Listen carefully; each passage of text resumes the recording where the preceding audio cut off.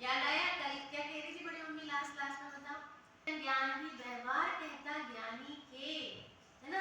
चारित्र दर्शन ज्ञान भी व्यवहार कहता ज्ञानी के, कि ज्ञानी को तो यहाँ पर भी व्यवहार नजर आते हैं। क्या नजर आते हैं? व्यवहार नजर आते हैं। ये सम्यक वाले आत्मा इधर आना, है ना? इस सम्यक आना, इस सम्यक वाले एक ज्ञान वाले सम्यक ज्ञान वाले जीव इधर आना, तो कह रहे ये अशुद्धता है। क्या है ये? अशुद्धता है। ठीक, तो पहला ने, दूसरा ने, तीसरा ने और चौथा ने। कितने ने ले रहे हैं अपन? 4। कौन कौन से ने हैं? जब वो बहुत अच्छे से गंभीरता पूर्वक पढ़ेंगे तब समझना, अपने को विषय आगे चलाना है ना। तो किनको नमस्कार किए? तो किनको नमस्कार किए? ध्रुव अचल अनुपम गति। किसको? ध्रुव अचल अनुपम गति पाए हुए कौन? सिद्ध भगवान। भगवान को भी क्या किया गया? नमस्कार किया गया। सिद्ध भगवान को क्या किया गया? नमस्कार किया गया। तो पहले जैसे हमको क्या किया कि गाथा में प्रारंभ में ही आचार्य देव ने भिन्न जो जितने भी हैं, हमसे भिन्न जितने पर पदार्थ हैं, उन सबको भी वहां पर उन्होंने क्या किया? लिया। और उसमें भी किसको लिया? अच्छे वाले उत्कृष्ट वाले निमित्त को लेकर नमस्कार करें। ठीक। दूसरे गाथा में क्या हुआ कि स्व समय पर समय में मतलब होता है वहां कर्म। ये याद आया? कर्म है और कौन है वहां पर? यहाँ पर रहते दूसरे में कर्म और शरीर। ठीक, एक क्षेत्रावधा वाली चीजें।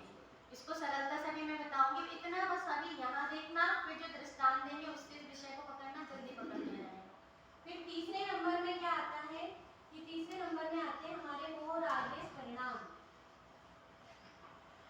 यहीं पर क्या है? आचरण। ये है चारित्र, इसको कहेंगे हम शुद्ध पर्याय, है ना? ये है अशुद्ध पर्याय, विकारी पर्याय, और ये यहाँ पर कौन है? विशुद्ध पर्याय। कौन सी पर्याय है ये? शुद्ध पर्याय। आया समझ? तो पर्याय का टॉपिक जो आएगा वो कहाँ आएगा? तीसरे नंबर में। पहले में आएगा हमारे शरीर से भिन्न जितनी चीज है वो। दूसरे में आएगा शरीर और कर्म जो हमारे साथ एक क्षेत्रावधा में एक साथ रहते हैं वो। तीसरे नंबर में आएगी शुद्ध पर्याय और अशुद्ध पर्याय, नंबर 3। और नंबर 4 में जाके क्या आ जाएगा कि 4 में आ जाता है गुण भेद। कौन आ जाते हैं? गुण भेद। ये पूरी गाथा आपकी आ गई है नंबर 7 तक। ठीक। दूसरी गाथा में किसको कहा था? कर्म को कह रहे थे ना, पर समय स्थित है, पर समय स्थित है। तो कर्म के प्रदेशों में स्थित कौन है?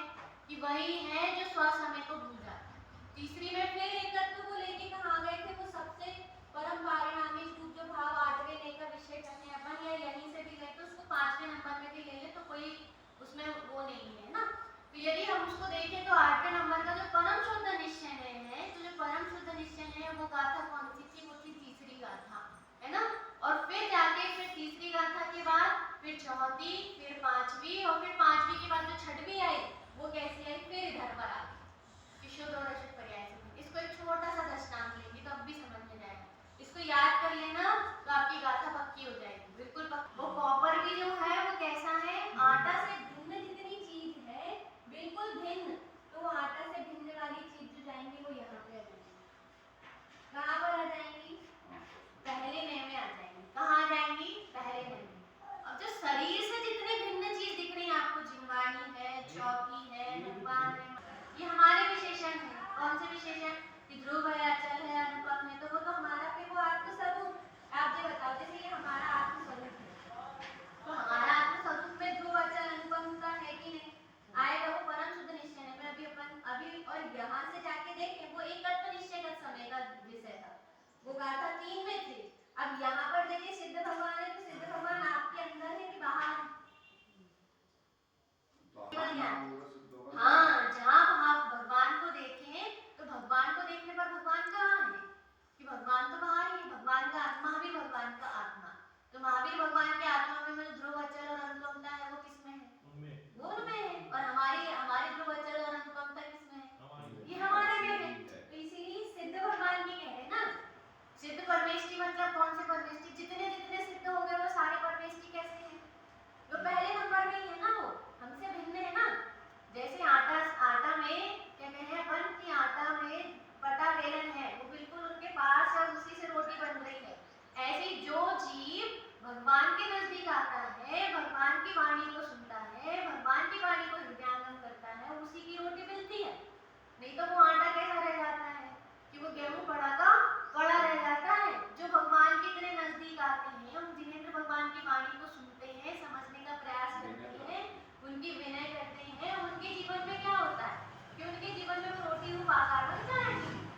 शुद्ध भगवान का आकार किसको बनेगा, अपन को ही बनेगा ना। तो ये सारी चीज भी हमसे कैसी है कि भिन्न है। हमारे कपड़े भी हमसे कैसे हैं, भिन्न है। जितनी भी सामग्री आभूषण है, दुकान है, गाड़ी है, घोड़ा है, जो सब है, वो सभी क्या है, भिन्न है। तो इस नंबर एक, अब हम कहें कि कोई व्यक्ति हमको दुखी कर रहा, परेशान कर रहा, तो जो सब कहाँ है कि नंबर एक में है कि जैसे पटा है और उस पटा में बस उसका उपादान और निमित्त। क्योंकि यदि जीव का ऐसा ही उदय हो, कैसा उदय हो कि ऐसा कहें हम कि क्रोध कषाय उत्पन्न करने वाले उदय वाला जीव हो, में ऐसी पात्रता हो और सामने क्रोध उत्पन्न कराने वाले निमित्त बन गए, उसका ऐसा नैमित्तिक और ऐसा निमित्त, तो जीव किस रूप पर नमित हो जाता है कि क्रोध रूप पर नमित हो जाता है ना। तो ये सारे 9 कर्म है। इसको यहाँ पर कहेंगे तो क्या है कि इसको कहते हैं असंश्लिष्ट रूप 9 कर्म।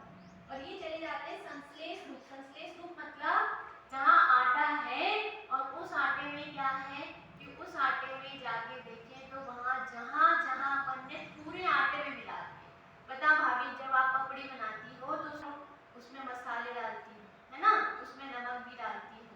तो अब बताओ, नमक और उसमें पानी भी डालती हो, तो अपने आप वो जो उसमें आपने जो कुछ डाला तो उससे वो रोटी कैसी बनी। हाँ, नमक और आटा उस समय भी कैसा था, अलग ही अलग था। तो यहाँ पर भी हाँ, दोनों कैसे थे, वहाँ पर अलग ही अलग थे। वो दोनों एक में हुए कि कभी नहीं हुए। शरीर और आत्मा कभी एक साथ हुए कि कभी नहीं हुए। कभी हो सकते हैं कि कभी नहीं हो सकते। कि इसमें जीव ने उस कर्म को भोगा कि कर्म को जीव ने भी नहीं भोगा। वहाँ पर इसने किसको भोगा कि तीसरे नंबर में आके देखें तो वो अपने मोहरादेश परिणाम को ही भोगता है। किसको भोगता है।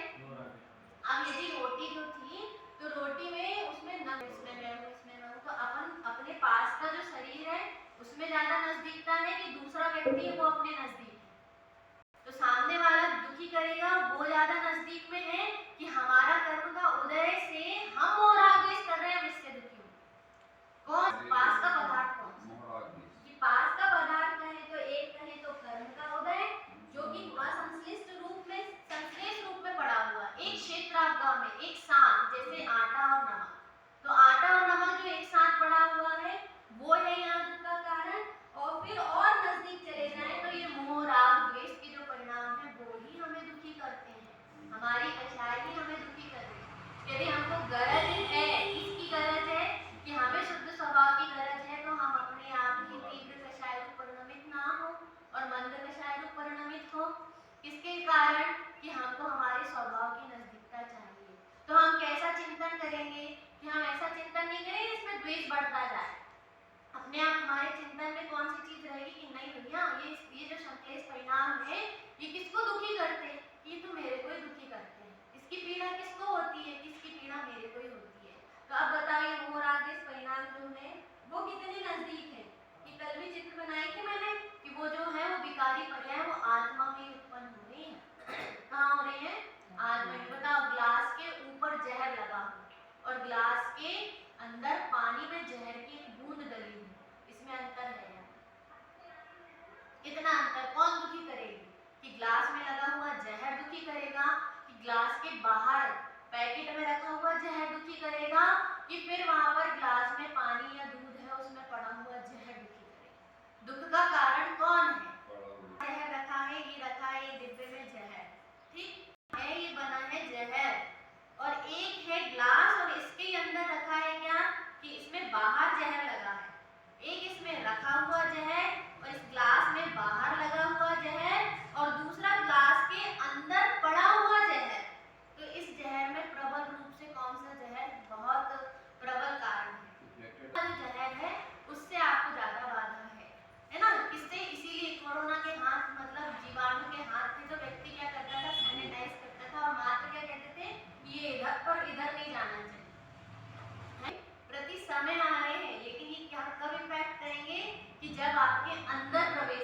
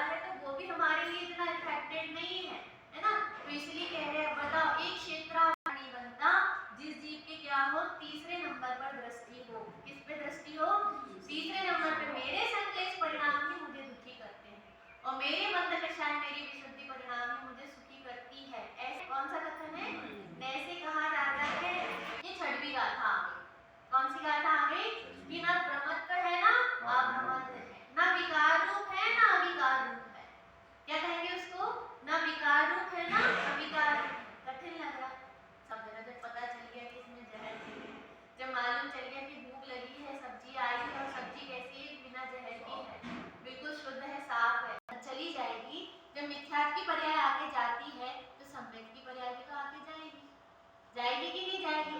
ये चली जाएगी वो। यदि वहां पे हम कहें कि अशुद्धता जब आगे जाती है तो शुद्धता भी क्या है? ये शुद्धता भी पर्याय है। शुद्धता और पर्याय भी क्या होगी कि आएगी और चली जाएगी, आएगी और चली जाएगी। तो ये कह रहे कि कौन से नंबर का नय है?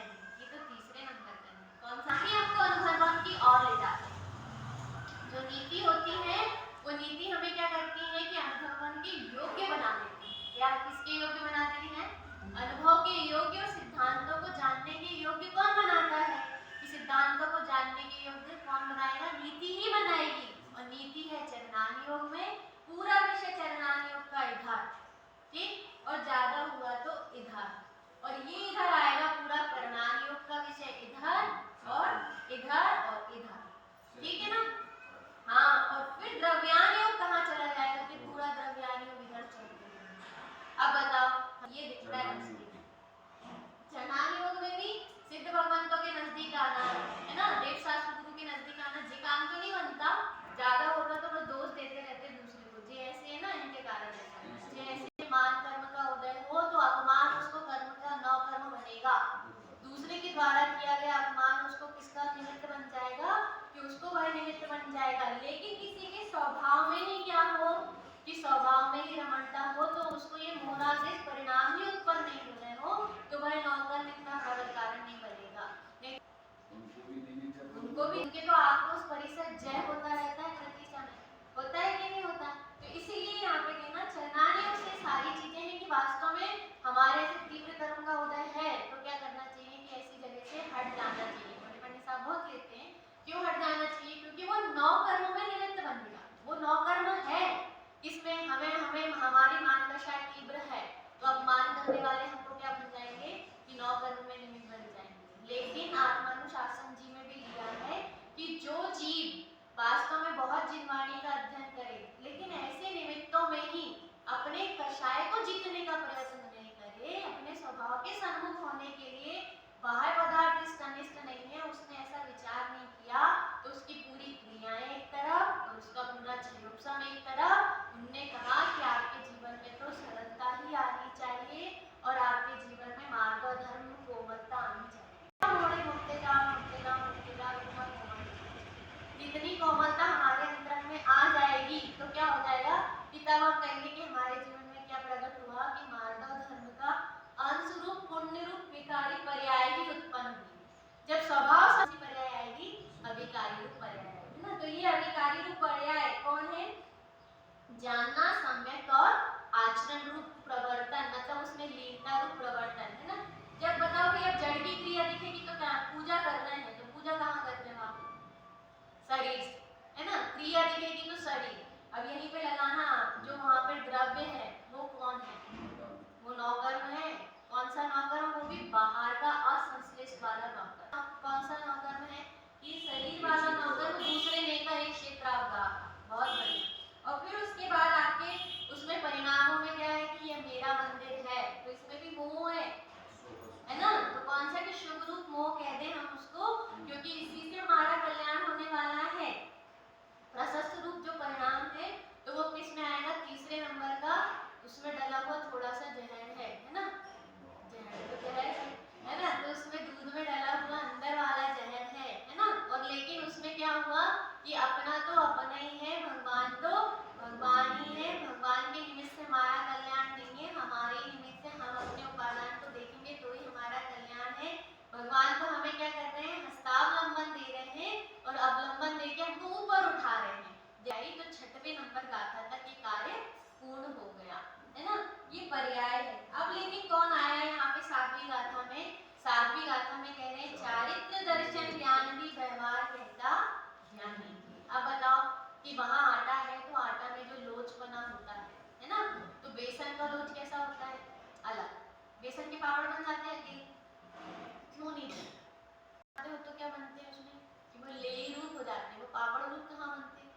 नहीं बनते ना। दाल में उड़द की दाल डालते हैं, क्या होते हैं वो पापड़? कि वो पापड़ फैलते हैं, अपन कहते हैं क्या होते हैं? वो फैलते हैं। इसका वो अलग है और बेसन में दाल में उसका जो लोच बना है वो अलग है। तो ये जानकर अपने को क्या समझ में आ गया कि अपन ये समझ जाओ कि वहां पर जो कौन है कि वहां पर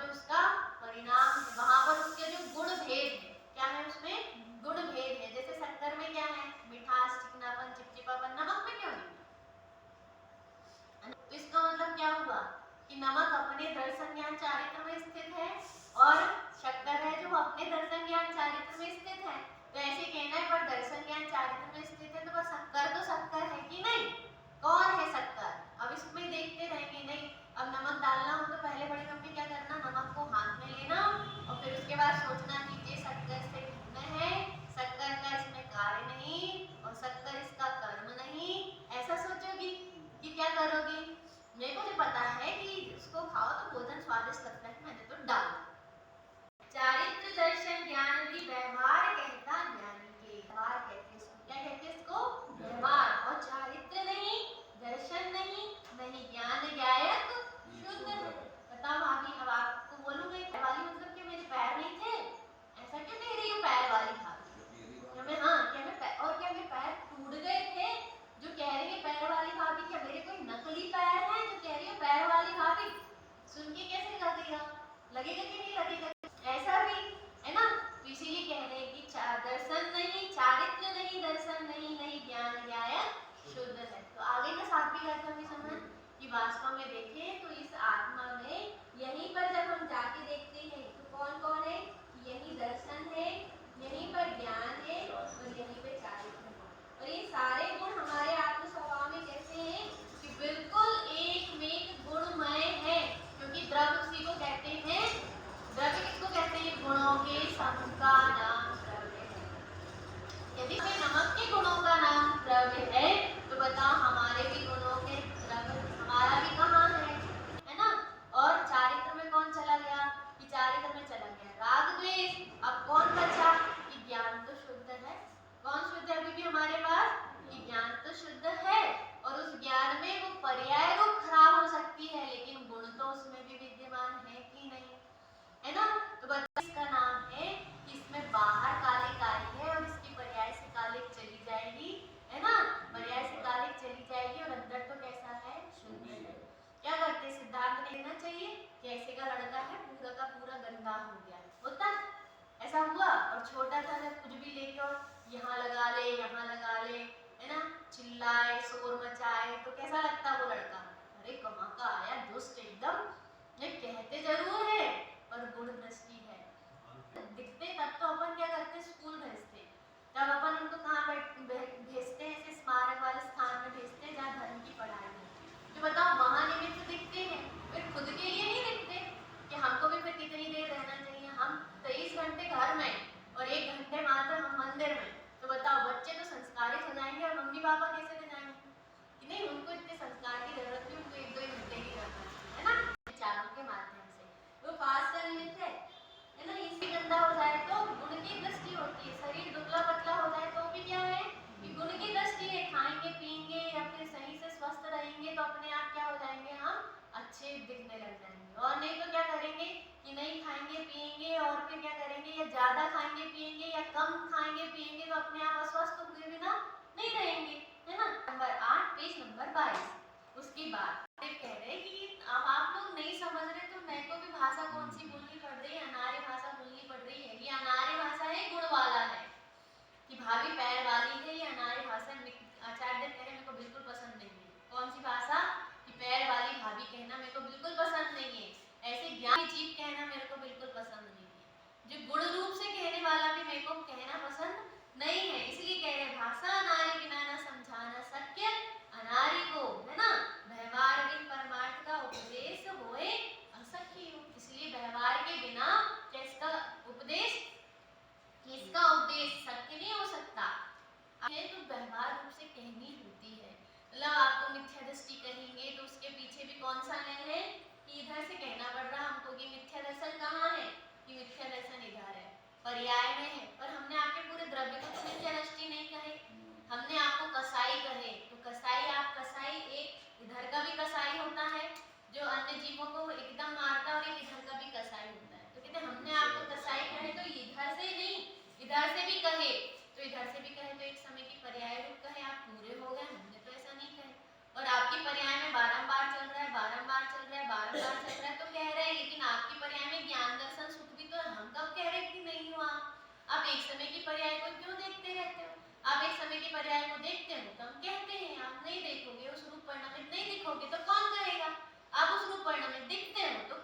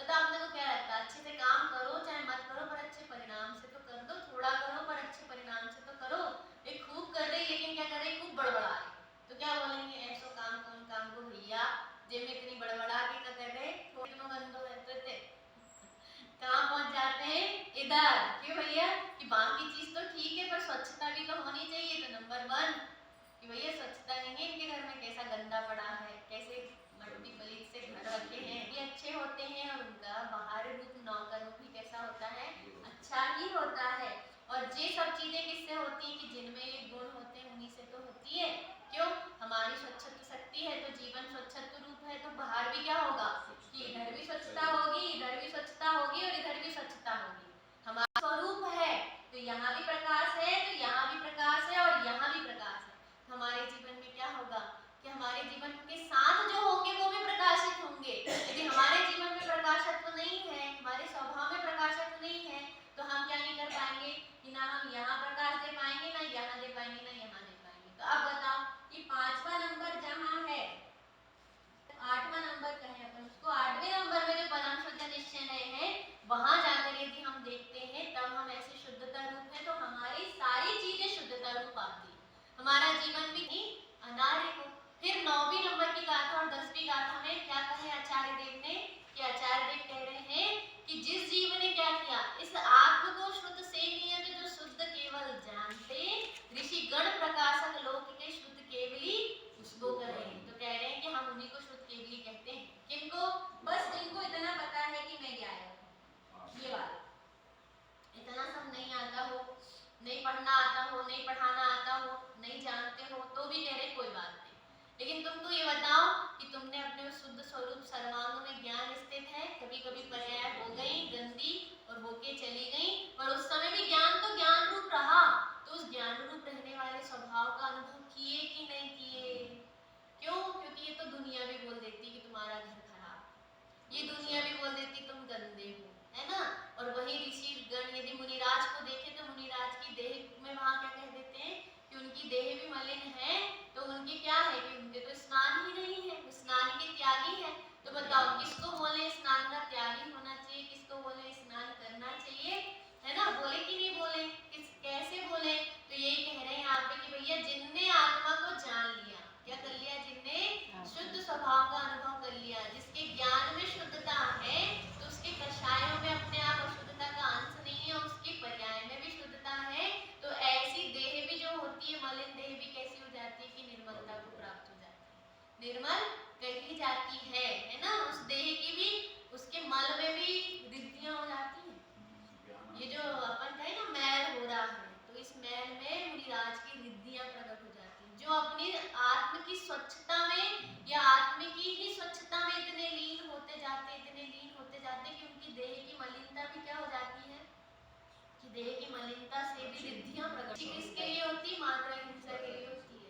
अपन तो जब ऐसे करके दर्शन कर रहे हैं, ढोक दे रहे हैं, तो यदि धूल हो तो उसको हटा रहे हैं, तो उसको हटा रहे हैं अपन अपने कपड़े से भी, तो अपन क्या कर रहे हैं उसमें कि हमारे लिए वह किसका दोष है कि वो दोष है, हम अपनी साड़ी गंदी नहीं होने देना चाह रहे हैं, अपने कपड़े गंदे नहीं होना चाह रहे। और मुनिराज वहीं पे क्या करते हैं कि मुनिराज वहीं पे जो शोधन करते हैं वो किसके लिए कि जीव राशि ना हो, तो अलग ऊपर की थोड़ी सी उससे यूं करते हैं, जिसको कितने टिप टॉप अच्छा रखते हैं, हम इसको दिखाने के लिए रखते हैं, है ना। और वो किसके लिए रखते हैं कि वो तो अपने वो एक ही स्थान पर भी नहीं रहते हैं, हम एक ही स्थान पर रहते हैं इसलिए हम घर स्वच्छ रखते हैं, है ना। हम जीवों की रक्षा के लिए रखते हैं, और वो तो कहाँ है कि वो जहाँ है वहाँ भी जीवों रक्षा के लिए हर जगह विचरण करते हैं, पढ़ने के लिए नहीं कह रहे। आपने ऐसा शुद्धात्मा जान लिया तो कह रहे मुनिराज को भी अस्मात्रिक भाषा का बस ज्ञान होता है और उसको कराया नहीं जाता, अपने आप होता है। मुझे बहुत अच्छी लगी थी ये कंडीशन होता है, तो उनको बाहर की क्रिया का भी ज्ञान करने की आवश्यकता नहीं होती। उनके तो क्या होता है कि जब अंतरंग में इतनी निर्मलता आती तो ये लगता है कि नहीं ये गलत है ये सही, उनको अपने आप ये उपाधि का पता चलता नहीं, ऐसा नहीं करना चाहिए।